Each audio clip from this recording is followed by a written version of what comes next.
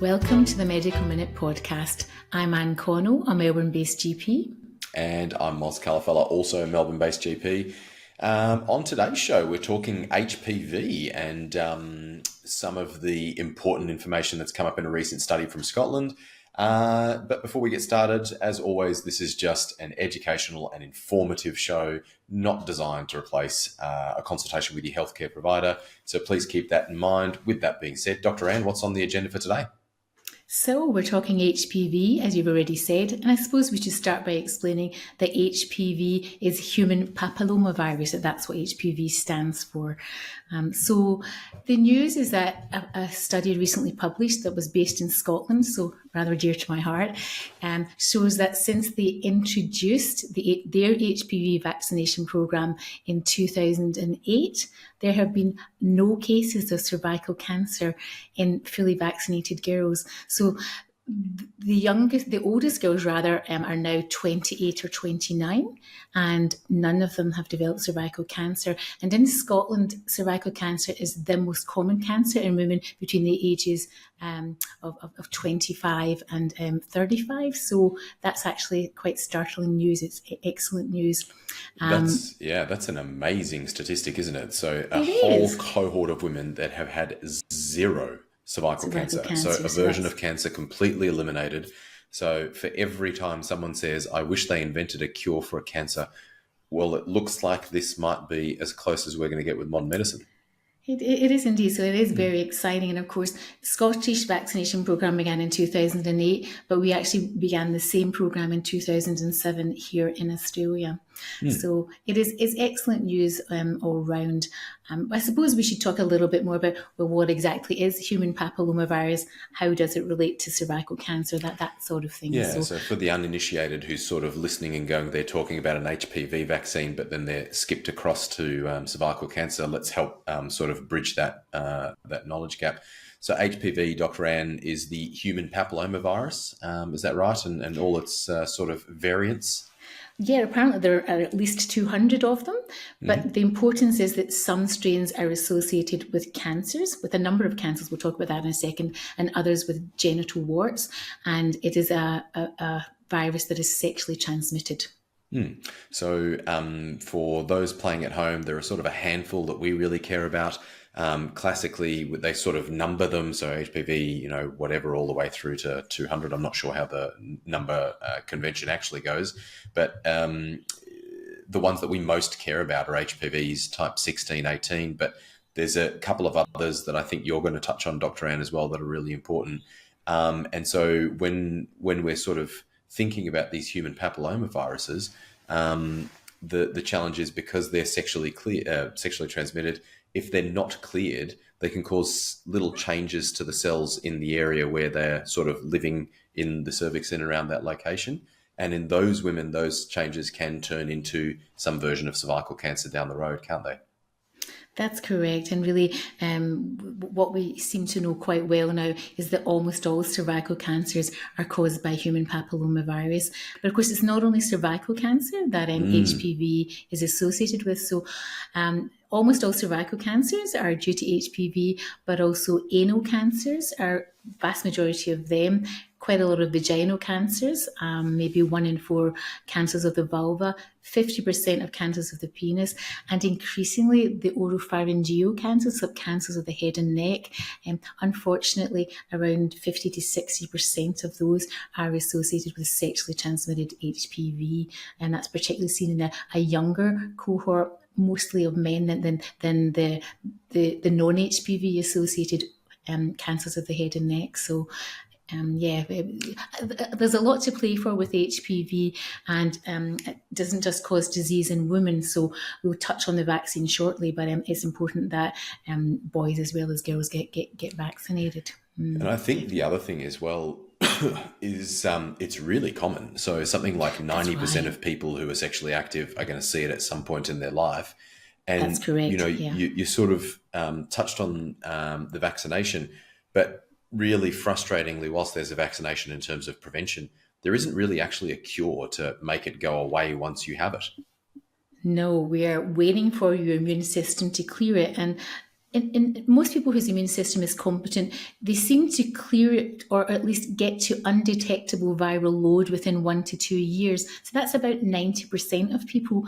But in 10% of people, the virus seems to persist. Your immune system seems to struggle to clear it. And it's in the people who, for whatever reason, can't clear it or can't get their viral loads down, they are the people who are at risk moving forward of getting one of the associated cancers. And it's a long game plan that for the vast majority of people, it's 10 or more years from infection to getting precancerous changes, and then not even everyone will go on to develop cancer. But we're not currently able to predict who of the people that it persists in will get cancer and who won't. So the very much the best idea is to not get it in the first place. And I guess your options are being celibate your entire life, which is not a terribly attractive option for most of us, or for the younger generation, for the people who are of an age group where it's a reasonable thing to do, to look at the vaccinations. So absolutely. We are very blessed that we have a good vaccine program, and I think we're going to talk a little bit about that in a moment, but maybe also talk about what else. Yeah, so I was going to say, before we dive into the vaccination program, it's probably also worth just a special mention that there are some other things that can increase your risk of having a cancer if you have HPV. And so that's stuff that, the minute that we say it, everyone's going to say, well, that's obviously common sense, isn't it? And it's things like people who are a bit older, people who have a history of smoking, someone who has an immunosuppressive condition, and that includes viruses like the HIV virus, which also can lead to a state of immune suppression. So it is worth just noting that, and that'll become important when we talk about the vaccine, because there'll be special advice around some of those categories, won't there? Well, that's right. And I think it's important. It is technically a sexually transmitted infection, but it's not one that it's actually screened for when you have an STI check, because there is no point in checking for it, because there's sweet nothing that we can do it. We can't clear it. We can't say, hey, we'll give you X, Y, or Z and you clear it. And for the same reason, there are no currently validated tests for looking for HPV in males, or indeed looking for HPV at any sites other than vagina and cervix, because there's nothing validated, and there's really not a lot that we can do. So. Absolutely, except I'll probably I guess, foreshadow for the next one, just because you said there's no point looking for it. We do actually screen with the cervical screen for HPV, so no point looking at it above and beyond the usual screening that we do. That's right. Sorry, it says there's no point in looking for it other than in the vagina and the cervix. Yeah, absolutely. Yeah. Sorry, I didn't make that clear. No. Okay. So let's talk the Australian recommendations. So it is now very good for people who don't like needles. It's a single dose of the currently recommended vaccine is Gardasil 9. Just celebrating. I'm celebrating. You're celebrating, Dr Moz. I thought you were celebrating because I got the information right. And I was like, I'm celebrating because one vaccine instead of 3. Because of course it used to be 3 once upon a time. It did indeed. Yeah. And the standard recommendation is to have it around you at the age of 12 or 13, although you can have it from the age of 9 all the way through to your 26th birthday. And that would be funded through the National Immunisation Programme. But the reason they're choosing 12, 13 is we're really trying to get people before they've ever had sex, because you get the best protection if you have it when you have had no contact with HPV. Yeah, because of course, really excellent prevention, but zero cure once you've been exposed to it. So definitely the best time to vaccinate is prior to being exposed to it entirely. Yeah. So our current understanding is that the vaccine can't help with an infection you've already got, and can't help with any disease that is developing or may develop from an infection that you've already got. Although actually that's a bit of a watch this space, because there is some murmurings that potentially it may help prevent reactivation. You know how there's an issue with older women, because that's who we screen, suddenly becoming positive for HPV with no recent risk factors, that they think that's probably the virus has gone latent and reactivated. And there is thought, and it's not been proven yet, that vaccination might actually help reduce the risk of material reactivation. But that's definitely not gospel as yet, but there's some interesting work around that just now. I wonder if that'll end up being a little bit like the shingles vaccine in terms of preventing shingles reactivation. So that'll be definitely an interesting space to keep an eye on. Okay, so standard national immunisation programme is adolescents, young adolescents should have their Gardasil, but it is actually can be given from 9 to 26, and that would be fully funded. So that would be really important, because if anyone has missed out on their vaccine at school for whatever reason, then they are entitled to get a free catch-up through the National Immunisation Programme all the way up to their 26th birthday. Very important. And so for most people, that'll be a high school vaccination. So yes, very, very important. And then any other age groups or any other special groups of people that should also think about becoming vaccinated, Dr. Anne? So anyone who has significant immune compromise is recommended at any age to get the HPV vaccine. For them, it would be a course of 3, because of course, if your immune system is compromised, we cannot expect it to mount such a robust response as someone whose immune system is great to a single vaccine. So a schedule of 3 vaccines is recommended. Unfortunately, it's only funded if you're under 26, and even then, as far as I can read, it will only be the first vaccine that is funded. But there we are. The other group that are highly at risk are men who have sex with men. And so men who have sex with men at any age are recommended to get vaccinated against HPV. And again, same rules. If you're over 26, it would be a set of 3 vaccinations. And that would be to reduce the risk of anal cancer and penile cancer. But I guess just on that note, in terms of funding and cost, I guess one of the reasons that we're doing this episode is this study is reasonably exciting, really interesting. Yeah. And so I think if within financial means, it would be a very strong recommendation to do it, unless there's a good reason not to. So I think a really, really amazing bit of information that's come out, and hopefully just an opportunity to review the recommendations that already exist and sort of say, oh goodness, look how good this news is. It's probably worth trying to avoid cervical cancer, as well as in men who have sex with men, all of the other cancers that HPV is associated with. Well, that's right, because the vaccine is called Gardasil 9, and the clue is there that it actually vaccinates you against 9 strains of the virus. So the first 2 are 16 and 18, which are the really high risk ones for cervical cancer. The next 5 are also strains that are associated with cervical cancer, but also with other HPV-associated cancers, the ones that we've talked about, the penile, the anal, the vulvar, the oropharyngeal. Because there is no screening program for these other cancers, we don't have data that shows that the vaccine is making things better, but there would be no reason to assume that it wouldn't, if it protects you against it. The expectation is that it will help with those as well. 7 of the strains that are in the vaccine are about HPV-associated cancers, especially, but not exclusively cervical. But the other 2 strains are the ones that are most commonly associated with genital warts. There's different strains for genital warts and HPV-associated cancers, but nobody wants to have genital warts. It's horrible, people. No. Yeah, it's definitely not. So I think it's really nice that those have been included in the things that's important to vaccinate you against. So it helps against genital warts too. Excellent. And so in terms of those groups of people, we've sort of covered most of the groups. What about the age bracket? So we've sort of talked about if you're over the age of 26, you need to have 3 doses.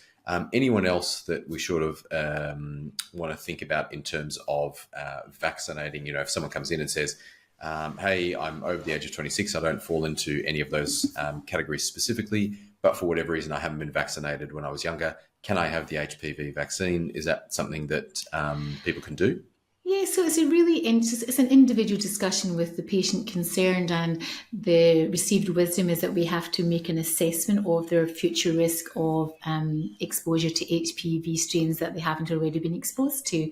So if you have someone who is over the age of 26 but hasn't had sex yet, then sure, absolutely, you would want to go ahead and do that. Similarly, if you have someone who's been in a long-term relationship, but for whatever reason are no longer in that relationship, are back out dating, then you, I think, would give serious consideration to that as well. But it's an individual discussion of the benefits, because certainly the official position is that it doesn't protect you against strains that you've already been exposed to. Although, as I say, there's this interesting conversation developing about it might prevent reactivation when you're an older person. The other group that in preparing for the podcast, I sort of stumbled across the recommendation that it perhaps should be considered in women who have been treated for high-grade lesions or other precancerous changes of the cervix. And the interesting thought about that is that they have a demonstrated not very good ability to clear HPV because they've actually developed a complication, so that they in particular should be protected against other strains that they might come across, because there are lots and lots of strains. So interestingly, I haven't seen that coming through with patients who've attended for colposcopy, has attended specialist clinics. Have you seen that recommendation coming through from? No, I've not seen it, but it does make sense, doesn't it? So in patients who've already had some version of precancer, we sort of can reasonably assume that, hey, this particular person, their immune system is not doing a good job of getting rid of whichever version of HPV they've already been exposed to. So perhaps it might be sensible to try and stop you from having this same battle with another strain that potentially might cause more harm than the precancerous spot that's already there, which just makes complete sense. Yeah, absolutely. And I think the other thing to talk about is the impact potentially of our COVID lockdowns in 2020 and 21, that there is a reasonable chance that some adolescents who should have had their Gardasil vaccine at school in those years may have missed out. So they would have been 12, 13 in 2020 or 2021. So that would mean we would think they would be somewhere between 15 and 17 years old now.